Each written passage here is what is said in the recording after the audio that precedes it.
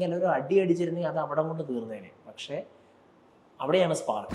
BDSന് ആദ്യം പോയത് പുഷ്പഗിരി മെഡിക്കൽ കോളേജിലാണ് ഞാൻ ആദ്യം പോയത്.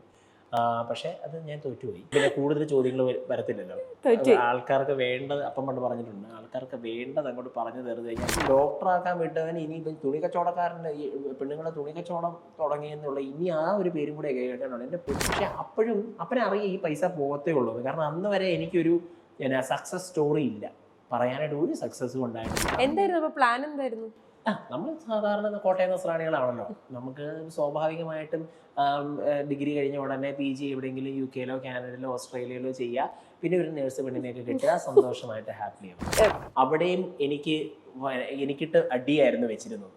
എന്നോട് ഒരു പ്രാവശ്യം പറഞ്ഞിട്ടുണ്ട്, എൻ്റെ മോനെ എടാ നീ എന്നോ ചെയ്താലും നീ ശരിയാവുന്നില്ലല്ലോ മോനെ, നീ എന്ത് ചെയ്താലും ശരിയാവുന്നില്ലല്ലോ. നാട്ടിലൊക്കെ ഭയങ്കര സംസാര വിഷയമായി.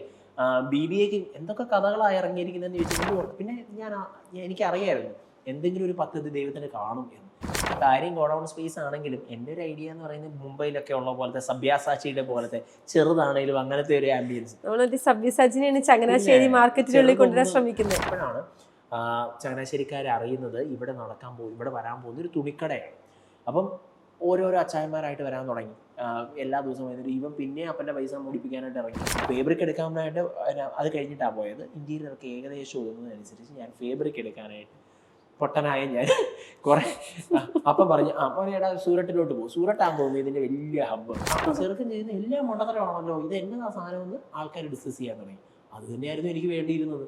അതായത് ആൾക്കാരുടെ മനസ്സിൽ പതിയും. കുറ്റം പറയാൻ വേണ്ടിയിട്ടാണേലും ആൾക്കാരത് പറയുമ്പോൾ ഭയങ്കരമായിട്ട് ഇത് കൊള്ളുന്നത് ഡോക്ടറാകാൻ വിട്ടതല്ലേ. അപ്പം അത് കേൾക്കുമ്പോഴത്തേനും നമുക്കൊരു വിഷമം. അമ്മേനെ അപമാനിക്കുന്നത് നമുക്ക് അങ്ങോട്ട് സഹിക്കത്തില്ല. അപ്പനെ അമ്മയും നാണം കെടുത്തിയ ആൾക്കാരുടെ എല്ലാവരുടെയും മുന്നിൽ ഇന്ന് അവർ അഭിമാനത്തോടെ എൻ്റെ പേരിൽ തന്നെ നിൽക്കുന്നുണ്ട്. അതിനേക്കാളും കൂടുതലൊന്നും ജോയലിന്റെ അപ്പനായിട്ട് നിൽക്കുന്നുണ്ടല്ലേ. അതിനേക്കാളും കൂടുതലൊന്നും ഇനി ജന്മത്തിൽ നേടിക്കൊടുക്കാനില്ല എനിക്ക് കിട്ടാൻ. എൻ്റെ അമ്മയുടെ ഭാഷയെ പറഞ്ഞ കടിഞ്ഞൂൽ പൊട്ടൻ. അങ്ങനെ ഒരു സാധനമാണ് ഞാൻ. അങ്ങനെ സാരികൾ കോവിഡിന്റെ സമയം എനിക്ക് ഭയങ്കര എൻ്റെ ടേണിംഗ് പോയിന്റ് ആവുന്നത് കോവിഡിന്റെ സമയം. ശരിക്കും എന്നെ തകർക്കാനായിട്ടുണ്ടായിരുന്ന ഒരു സാധനം ഉണ്ടായിരുന്നു. പക്ഷെ അവിടെയാണ് നമ്മളൊരു ഓപ്പർച്യൂണിറ്റി കണ്ടുപിടിക്കുന്നത്.